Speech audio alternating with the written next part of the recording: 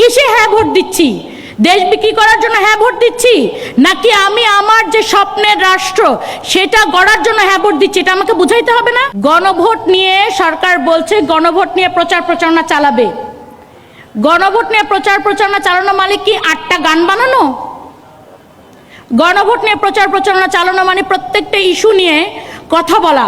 যেন এইটা শোনেন, আমি আপনাদেরকে একটু মনে করাই দেই, আমরা যখন ছোট ছিলাম অ্যাসিড সন্ত্রাস এবং যৌতুক এটা একটা এমন ভয়াবহ ব্যাধিতে পরিণত হয়েছিল যে সমাজে এই ব্যাপারটা নিয়ে প্রচণ্ড আতঙ্ক কাজ করত। আমাদের মনে আছে আমরা ছোটবেলায় বিভিন্ন অ্যাড দেখতাম এবং সরকারিভাবে এই প্রকল্পগুলো হাতে নিয়ে কিন্তু এই অ্যাওয়ারনেস ক্রিয়েট করে, সামাজিক অ্যাওয়ারনেস ক্রিয়েট করে কিন্তু এটা অনেকটা কমায় ফেলা গেছে।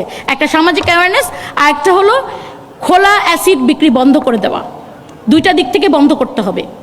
সুতরাং এই গণভোট নিয়ে, গণভোট কেন হচ্ছে, কোন টপিকে হচ্ছে, কি কি সংস্কার আনবে এই গণভোটটা এবং কেন এটা আমাদের জন্য খুব জরুরি, এগুলো নিয়ে আপনারা কি আমাদের টিভিতে মিডিয়াতে কোনো পার্টিকুলার ডিসকাশন দেখেছেন? দেখেন নাই। শুধু বলা হচ্ছে তোতা পাখির মতো হ্যাঁ ভোট দেন। কিসে হ্যাঁ ভোট দিচ্ছি? দেশ বিক্রি করার জন্য হ্যাঁ ভোট দিচ্ছি, নাকি আমি আমার যে স্বপ্নের রাষ্ট্র সেটা গড়ার জন্য হ্যাঁ ভোট দিচ্ছি? এটা আমাকে বুঝাইতে হবে না? এটাতে গভর্নমেন্ট ফেল করেছে এবং এইখানে আমি দায় নিচ্ছি। আমরা রাজনীতিবিদরাও ফেল করেছি। আমরা কিন্তু নিজেদের প্রচার প্রচারণা এত ব্যস্ত হয়ে গেছি যে আমরা এত বড় একটা ব্যাপার গণভোটে সেই জিনিসটা নিয়ে কিন্তু খুব একটা আলোচনা করছি না। তারপর আরেকটা কথা থেকে যায়, আমাদের সবচেয়ে যে বড় দলটি হয়তো যারা ফেয়ার ভোটে ক্ষমতায় আসতেও পারে, তারা গণভোটের এই সংস্কারের বিপক্ষে।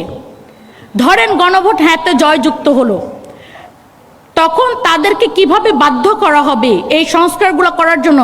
এইরকম কোনো আর্টিকেলস কি এই গণভোটের আন্ডারে আছে? আপনাদের কারো জানা থাকলে আমাকে একটু জানাবেন। আমার জানা মতে নেই। সুতরাং গণভোট হ্যাঁও যদি আপনারা জয়যুক্ত করেন এবং যেই দল এসে, কোনো দল এসে যদি বলে যে না আমরা এই রিফরমেশনগুলো করব না, আমাদের আসলে তেমন কিছুই করার নেই।